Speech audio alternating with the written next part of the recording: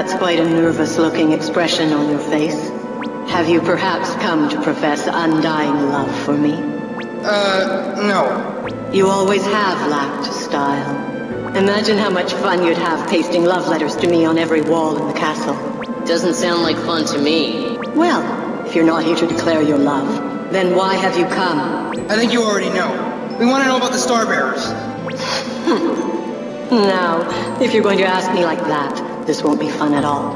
But as it looks like you gained at least some wisdom from the scribes, I guess I can tell you something. Are you serious? No, just kidding. I'm joking. Don't be such a hothead. Go ahead. Ask me what's on your mind. All right then. A difficult question. I guess you could see stars as gods or spirits, but there are also kinds that can't be called either. They exist, but you can't see them, hear their voices, or touch them. So you're saying you don't know what they are? Don't be so hasty. They say the stars show the way of the world, that they watch over us, and that sometimes they take up residence in certain earthly individuals. Though I say they take up residence, they do not possess their host or exist as parasites. I guess the only way to explain it is that they exist in such a way that they overlap with their host. The host will also become able to use the power possessed by the star to a certain degree. So that's the mark of the stars? Exactly. The stars are the lights that shine upon the paths of the world. In the Chronicles, those paths are recorded. The Chronicles of other worlds are the same. So that's why we can see a little of what's in them. So that's this mark of the stars.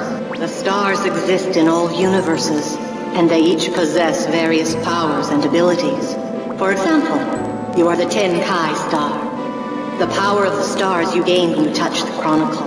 The Chronicle of the Shining Legacy is the power of the Tenkai star, who originally possessed that Chronicle. Whoa. There's no way of knowing that unless you ask a star. Listen. You don't think I'm serious?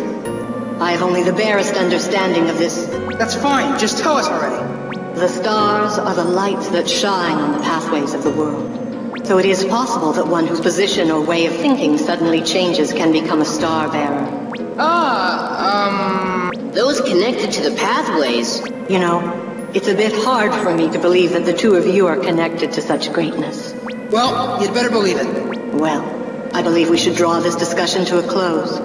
Hey, now wait a second. I still got a lot of stuff I want to ask you. Yeah, we don't even really know anything about who you are. Sorry, I'm not interested in younger men.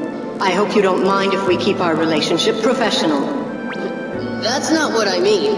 However, this is a bit unexpected. I would have thought you'd be happy to be chosen by the stars. I don't really care if I was or not. Oh, really? We ain't fighting because we're star bearers. We're fighting to stop the Order's evil. I don't care what the stars do, it ain't gonna change what we do. Although, I will admit that having the mark of the stars has been pretty useful. Amusing. Don't you see that the only reason you can say such things is because you were chosen? I suppose Dirk may have thought the same thing. Now listen to you. Such a response takes all the fun out of this conversation. That will be all for today. I may deign to speak to you again at some later date. Until then, patience. Whatever.